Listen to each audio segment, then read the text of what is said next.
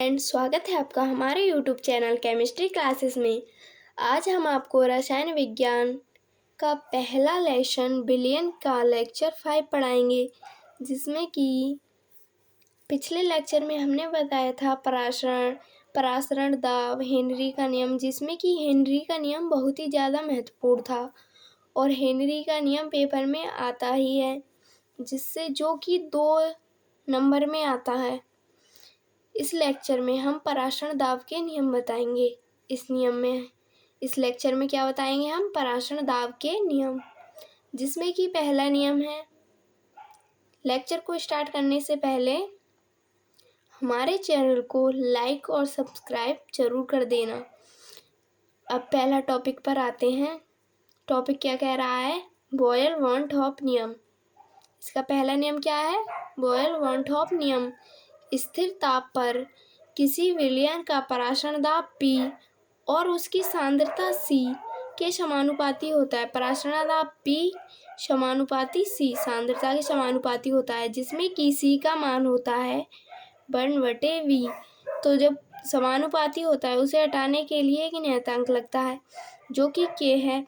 तो P बराबर K 1/V, जहाँ K एक समानुपाती नियतांक है। K क्या है? एक समानुपाती नियतांक। जो भी चीज़ बटे में होती है वो बराबर में आती है, जैसे कि PV बराबर K। समीकरण नंबर 1। इसका दूसरा नियम है चार्ल्स बॉन्ड हॉप नियम। क्या है? चार्ल्स बॉन्ड हॉप नियम। इसका नियम क्या कह रहा है? स्थिर सांद्रता तथा आयतन पर किसी विलयन का परासरण दाब, स्थिर सांद्रता, इसमें स्थिर ताप था, इसमें स्थिर सांद्रता, तथा आयतन पर किसी विलयन का परासरण दाब P, उसके परम ताप T, ताप को किससे दर्शाते हैं? T के समानुपाती होता है। किसके? परम ताप T के समानुपाती होता है। तो यहाँ पर है P समानुपाती T। जब समानुपाती को हटाते हैं एक नियतांक आता है। क्या आता है? एक नियतांक, जहाँ K समानुपाती नियतांक है। K क्या है? समानुपाती नियतांक। अब अगले टॉपिक पर चलते हैं। अगला टॉपिक क्या है? इसका अगला नियम है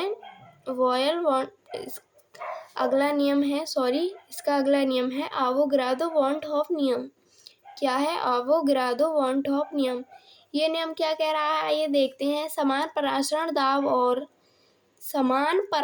दाब और ताप पर विलयनों के समान आयतन में विलेय के अणुओं की संख्या समान रहती है। मतलब समान परासरण दाब है और ताप पर विलयनों के समान आयतन, विलयन का जो आयतन है वो समान आयतन में विलेय के अणुओं की संख्या समान ही रहती है। विलयनों के आयतन में विलेय के अणुओं की संख्या क्या रहती है? समान रहती है अवोगाद्रो नियम में।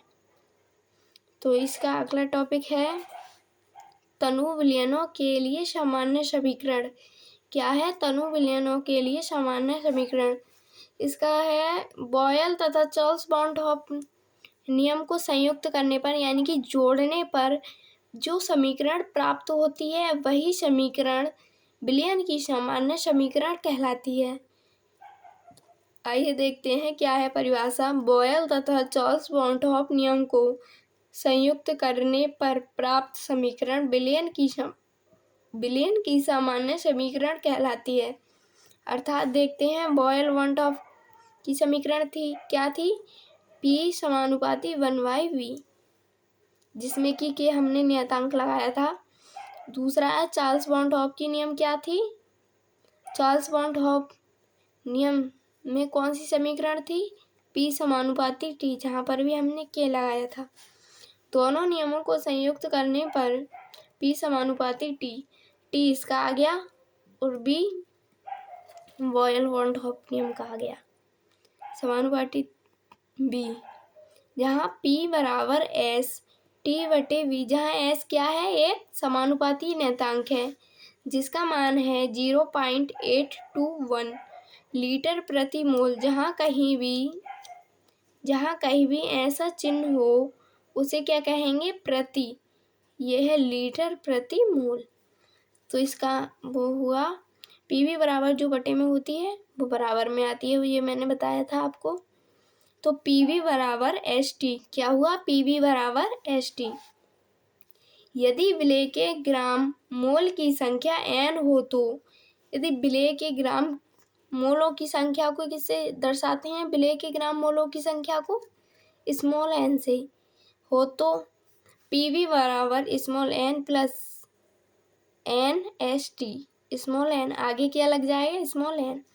तो P बराबर जो बराबर की चीज़ होती है वो बटे में जाती है। P बराबर n बटे वी एस टी, जहाँ एन वी को क्या कहते हैं? E।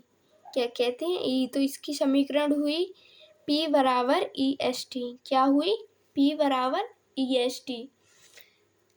पराशर दाब का नियम, जो पराशर दाब के नियम हैं वो यहीं पर ख़त्म हुए।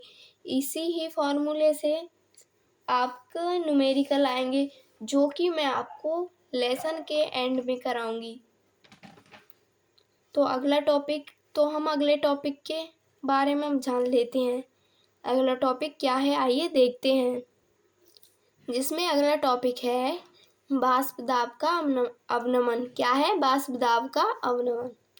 इसकी परिभाषा है, यदि कोई अवाष्पशील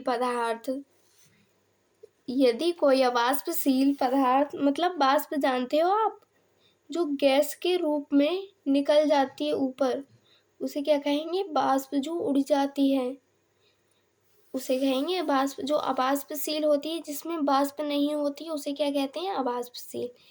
यदि कोई अवाष्पशील पदार्थ किसी विलायक में घोले तो, जो कोई अवाष्पशील पदार्थ है उसे विलायक में घोले तो उसके वाष्प दाब में तथा विलायक के वाष्प दाब में, उसके वाष्प दाब में मतलब यदि कोई अवाष्पशील पदार्थ किसी विलायक में घोले तो उसके वाष्प दाब में तथा विलायक के वाष्प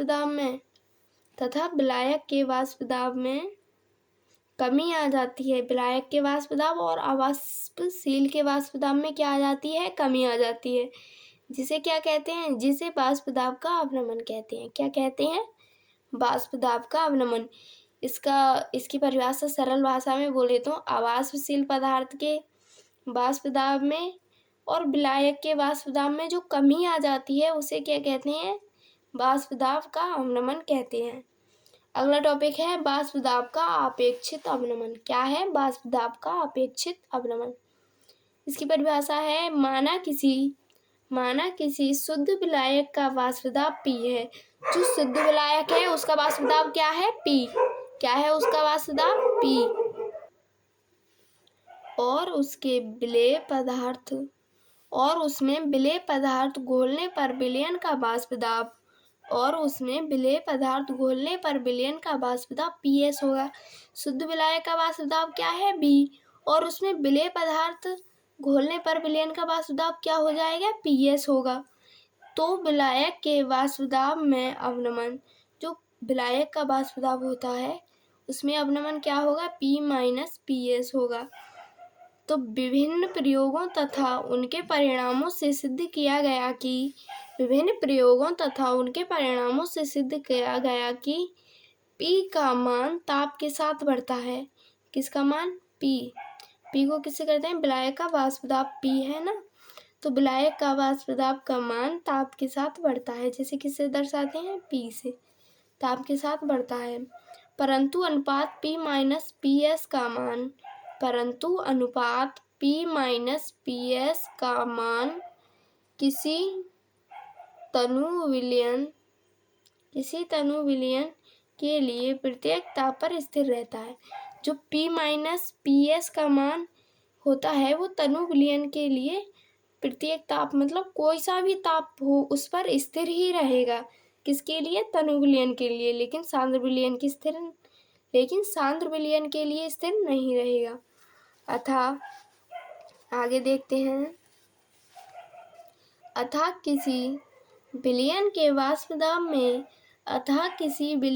वाष्प दाब में अवनमन P माइनस PS है तथा विलायक के वाष्प दाब P के अनुक्रमानुपाती को वाष्प दाब का अपेक्षित अवनमन कहते हैं। मतलब किसी विलयन का वाष्प दाब में अवनमन P माइनस PS है और विलायक के वाष्प दाब को P के अनुक्रमानुपाती होता है। जो विलायक का वाष्प दाब होता है P के अनुक्रमानुपाती होता है को इसको क्या कहते हैं वाष्प दाब का अपेक्षिक अवनमन। विलयन के वाष्प दाब का अवनमन और विलायक के वाष्प दाब के अवनमन को क्या कहते हैं? विलयन का वाष्प दाब का अपेक्षित अवनमन। क्या कहते हैं? वाष्प दाब का अपेक्षित अवनमन। तो इसका फॉर्मूला है वाष्प दाब का अपेक्षित अवनमन बराबर P माइनस PS, मतलब विलयन के वाष्प दाब का अवनमन और ये क्या है? P किससे दर्शाते हैं? विलायक के वाष्प दाब का अवनमन। ये इसका क्या है? फॉर्मूला। जैसे देख लेते हैं, वाष्प दाब का अपेक्षिक अवनमन P minus PS upon P। विलयन के वाष्प दाब का अवनमन को किससे दर्शाते हैं? P minus PS।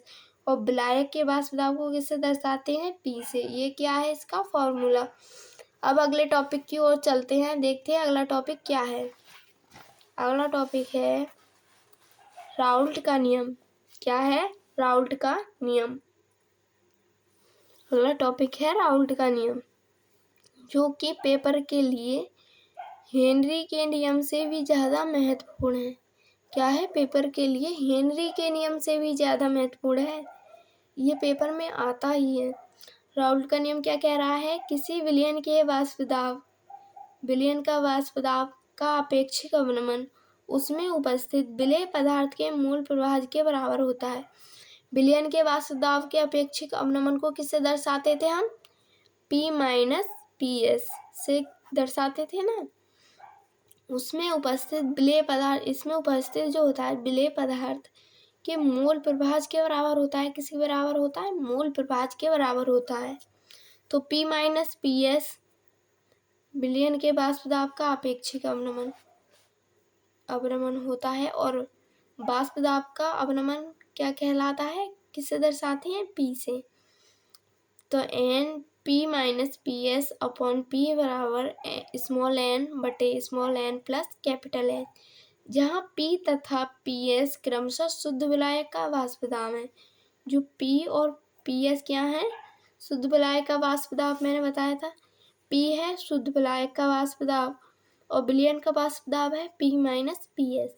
क्या है? P minus PS। ये लिखा भी है, जहाँ P तथा PS क्रमशः शुद्ध विलायक का वाष्प दाब और विलयन का वाष्प दाब है। और स्मॉल n क्या है? स्मॉल n विलेय के मोलों की संख्या है और कैपिटल N क्या है? विलायक के मोलों की संख्या। किसकी संख्या है? विलायक के मोलों की संख्या।